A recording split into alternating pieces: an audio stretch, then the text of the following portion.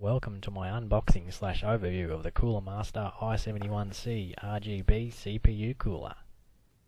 As you can see, this is the front of the box.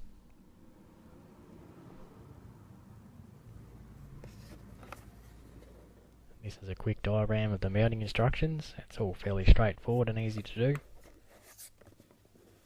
Not much to see on this side of the box, but I thought I'd show it anyway. And this is the specifications and the dimensions of the cooler itself. It would have been handy to be able to find the dimensions online somewhere, but I couldn't find them anywhere. Certainly not a diagram anyway, which would have been handy. And let's crack it open and have a look what's inside. Of course, you get the CPU backplate, made out of a fairly rigid feeling plastic.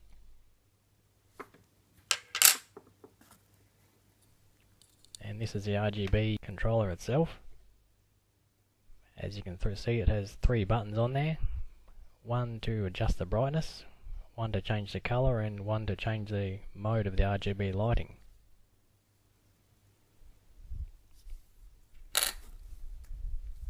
And this is the power connector, which plugs into a Molex connector on your power supply and into the 2-pin plug on the RGB controller. Now let's check out the main item, the CPU cooler itself.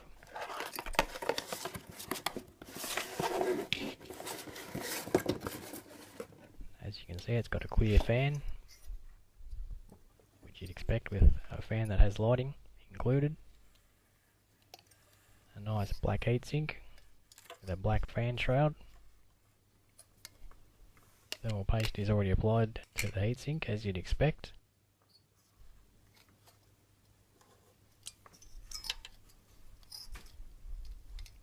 Spring-loaded pins that actually screw into the rear plate itself, and give it a quick spin to make sure it works, and sure enough it does.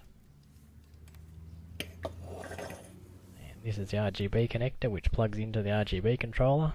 You can also just plug that straight into the RGB header of your motherboard if it does support RGB lighting, and control the lighting with the software. Or of course you can plug it into the included RGB controller, which incidentally only plugs in one way, which you can actually tell by the triangles on the plug and the other little triangle on the controller itself. And the power connector plugs into this side. I had a bit of a quick measure, and the lead length is about 300mm or 30 centimeters, which is plenty for most cases. And the dimensions of the shroud is 120mm, as it says on the box. And as you'd expect, the height of the CPU cooler, as it says on the box, is 60mm.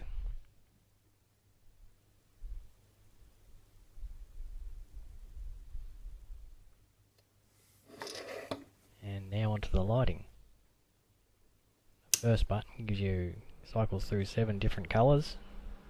The first colour, as you can see, is red. The second colour is green. Then a blue, yellow, cyan, magenta, and white. The colours do look a lot nicer in real life, but the camera doesn't really pick it up. And the second button controls the brightness, and there's 5 different settings. Something interesting to note is the fan actually looks like it's spinning slower when you change the brightness, which is a pretty cool effect. And the third button changes the mode of the LED lighting. Mode 1 is just constant. Mode 2 is a single colour flashing. The third mode is a single colour breathing. Of course you can do this with any colour you like.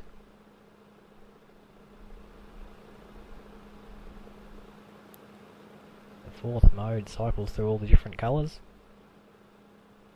and it looks like it adjusts the brightness slightly as well. Mode 5 just flashes every colour, and each colour flashes 3 times. Just let it run through all the different colours here so you can see what they look like.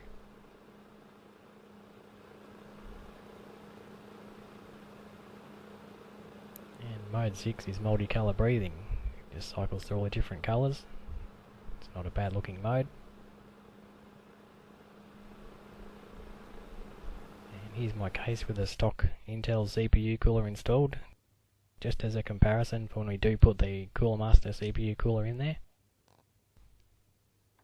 Plenty of clearance for the RAM and all the components, as you'd expect with a stock fan.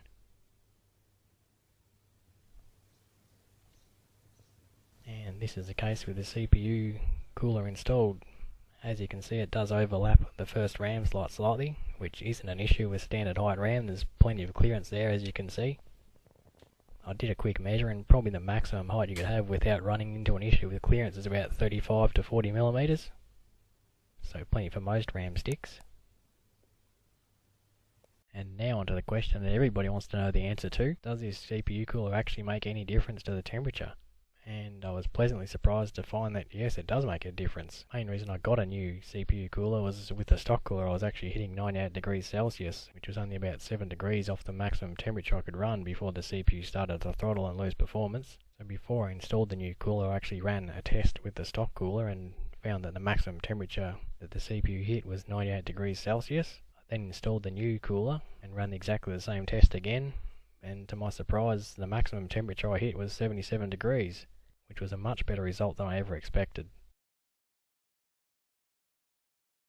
In terms of fan RPM, the stock cooler used to run at just over 1000 RPM, whereas the i71C runs at around 750 RPM. In terms of noise, there wasn't a lot of difference, as the stock cooler was reasonably quiet at idle anyway. Under load is where you certainly notice a difference, with the stock cooler running at over 3000 RPM. In comparison, the i71C runs at just over 1500. So it's around half the RPM, and of course less RPM means less noise, and the i71C definitely made a lot less noise than what the stock cooler did, which is a great improvement. I was very happy with that result. In conclusion, I was actually pleasantly surprised with the performance of this CPU cooler. I never expected to get a 20 degree reduction in temperature, and it runs a lot quieter as well, which is great. If you do have any questions or something I haven't answered, feel free to ask me in the comments and I'll do my best to answer them if you like. Thanks for watching.